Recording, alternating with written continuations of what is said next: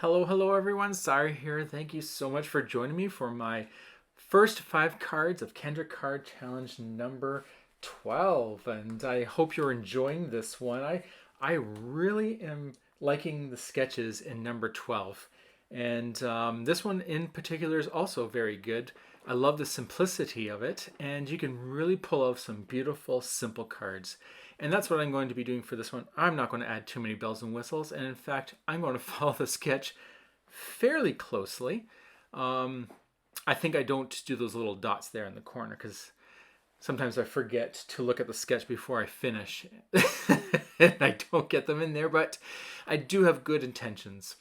Next, I'm going to take that little strip there and I'm going to try to make it flush with the pattern paper. This is not the ideal way to do it.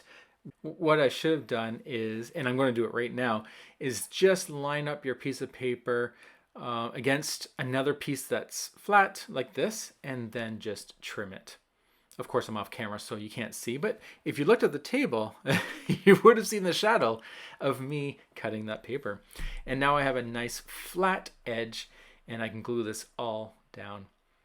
This one's kind of fun. I like how Kendra's now thinking about how to use your pattern paper, knowing that you're going to be covering it with something and still get those pieces in.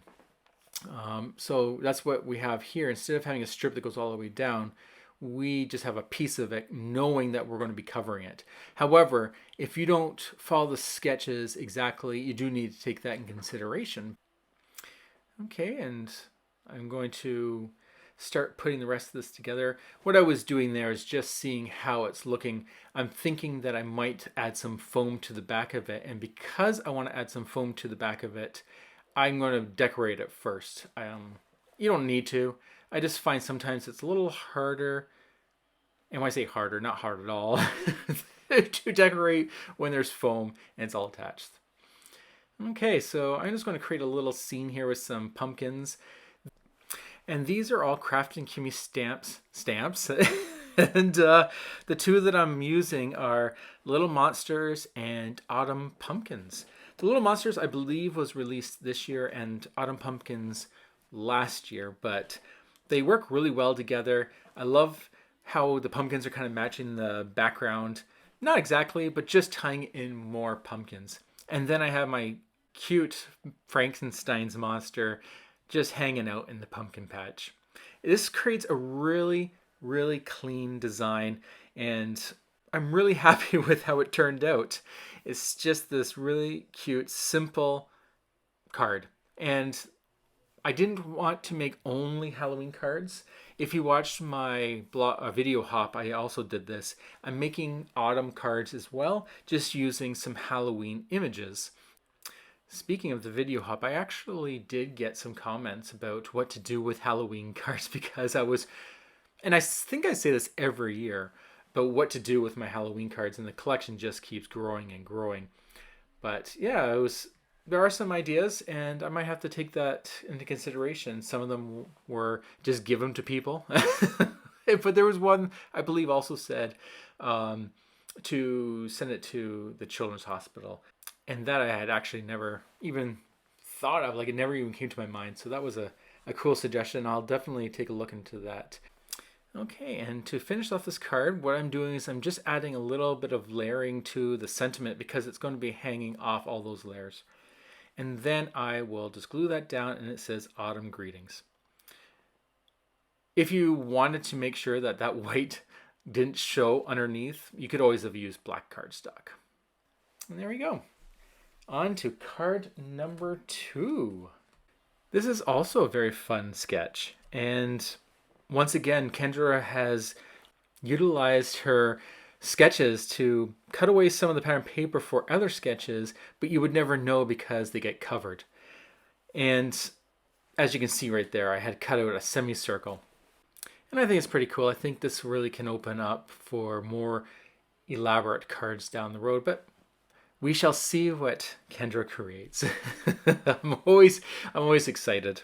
But let's not rush it. Let's enjoy Challenge 12 since it's still fresh and new.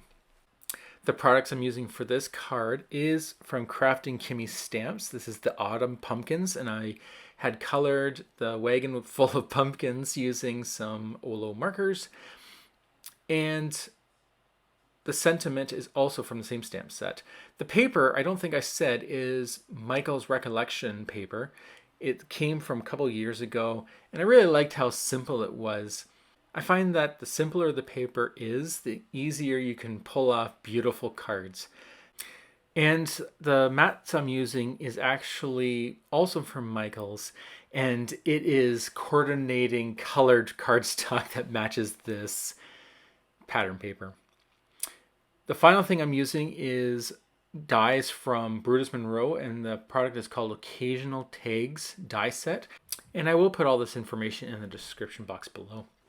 So what I did was I took all the fall and Halloween themed items and just did some mass cutting in all the different colors so that when I was making the cards, I could just pull them in and start filling in the gaps to kind of make the card more balanced. A lot of times I do this with floral dies, and you just kind of make a collage of different elements to kind of balance the card in a certain way. Sometimes when you have these small images that are stamped, you have a lot of empty space, and if the sketch isn't filling it in, it really depends on the sketch. If it's not filling it in, you can end up with a very unbalanced, and your eye will pick up on it right away. And usually the sign that it's off balance is when you're looking at it, something doesn't look right. You just know something doesn't look right. Now there's a difference between an off balance card and you just being hard on yourself, which is also something that we all go through. So first thing I would always do is just, if I'm adding these little elements and it's still not looking good, potentially I need to walk away and just come back a little later. And of course, we all have our different ways of adding balance to our cards, and sometimes we'll just add a couple sequins or gems.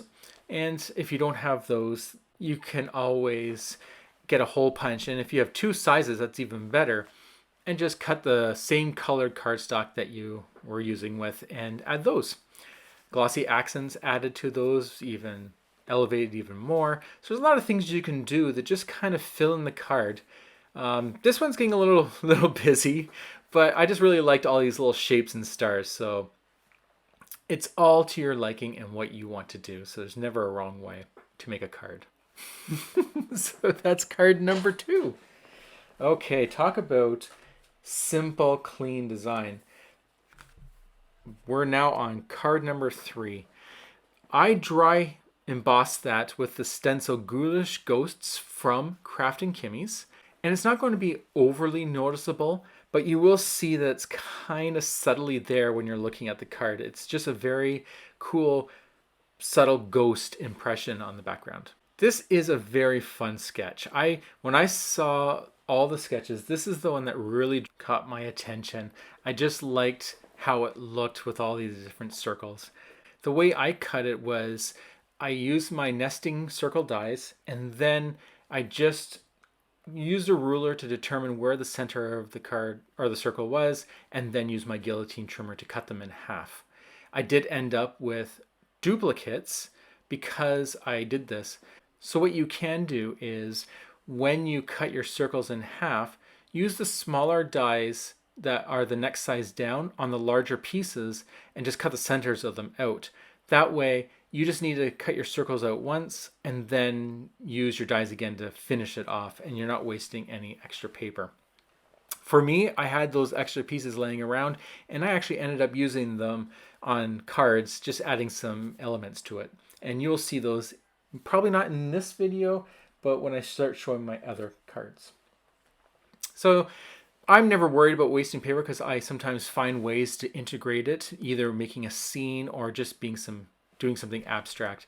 So for me, that works, but if you don't like to have scraps lying around, then potentially you may want to just try it the other way. Okay. So for this sketch, once again, it is Kraftin Kimmie Stamps Little Monsters. I colored that little ghost there. The Brutus Monroe's Occasional Tag dies. And then the other thing I brought into this is, I believe it's Sizzix or Tim Holtz. Let me just double check here. It is Tim Holtz Sizzix. And I got this last year, and it's just word dies. And that's what I'm going to use for my sentiment, and I'm bringing it into scene right now. The thing about this is I cut it 3 times, and then for the 4th time I use this specialty paper, and it's almost like a brushed cardstock in black. And it creates this nice little texture to the card. You can't really see it, that's why I brought it to the camera, when it's down low. But when you're holding it up close, you can see it's a scratchy, distressed type cardstock. It's kind of cool. And so I'm just gluing those down, trying my best to keep those aligned. I really don't worry too much if it's crooked. I will fix it if it's really noticeable, but I won't get a ruler out and measure it. I just don't do it. But if that's what you like to do, then this would be a perfect opportunity to grab your T-ruler and make sure that you're getting that sentiment nice and straight. And then to finish it off, I'm going to just prop up my ghost. What I'm going to do is, once again, use my scrap pieces of paper to prop it up, but I'm going to give it an extra thin layer just so that the head of the ghost is going to be standing off the paper slightly, giving it the dimension that the ghost is actually floating there over that line across the paper. And the reason that I'm using scrap paper instead of foam squares or tape is purely because I have a lot of scrap white paper when I'm making cards. I have so much that most of the times I have to throw it out, because even then I still have it laying around. So instead of wasting expensive foam tape, I just like to use scrap paper.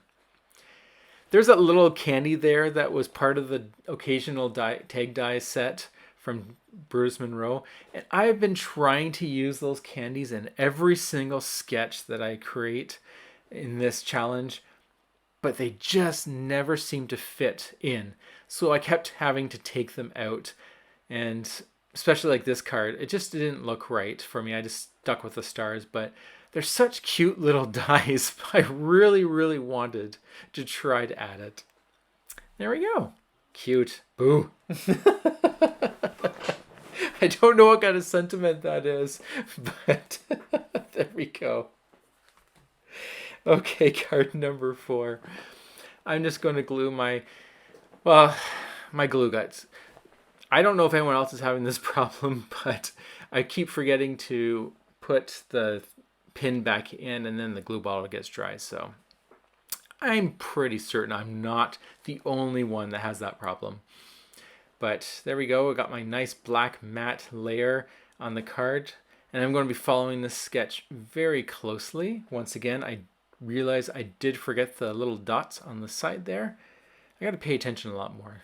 That will definitely help if I wanted to follow the sketch exactly.